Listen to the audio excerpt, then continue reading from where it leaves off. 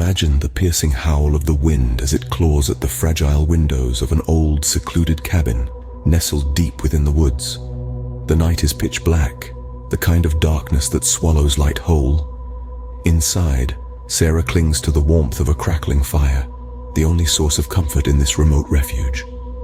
Tonight, she is utterly alone.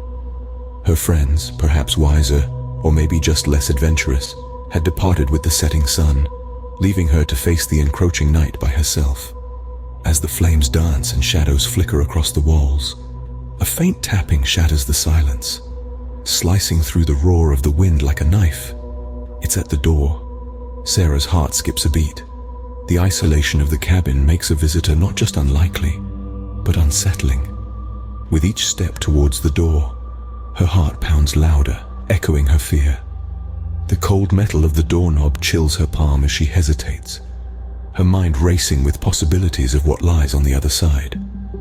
A deep breath, a twist of the wrist, and the door creaks open, revealing a tall figure shrouded in the darkness of the night. The figure stands silent, ominously still. Sarah's voice trembles as she asks if she can help, but the figure remains silent, stepping forward into the light, or rather, the lack thereof. As it moves, Sarah recoils, a primal instinct screaming inside her to flee. The air thickens when the figure speaks, its voice a low, gravelly whisper. "I've been searching for you, Sarah." Her name, coming from this stranger, sends a chill sharper than the wind outside through her body. The figure's hand reaches out, morphing into claws, confirming Sarah's worst fears. This is no person. This is the stuff of nightmares made flesh. In a burst of terror-fueled adrenaline, Sarah turns and runs, her scream piercing the night as the creature's haunting laughter follows her into the woods. She disappears into the darkness, leaving behind the dying fire, the only witness to the night's horrors.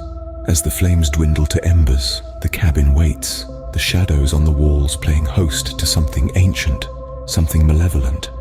It lurks in the darkness, patient and eternal, biding its time until the next unwary soul dares to disturb the solitude of the old cabin in the woods. And so, the night wears on. The wind continues to howl, and the story of the cabin grows ever darker, whispered by the trees to those who dare listen.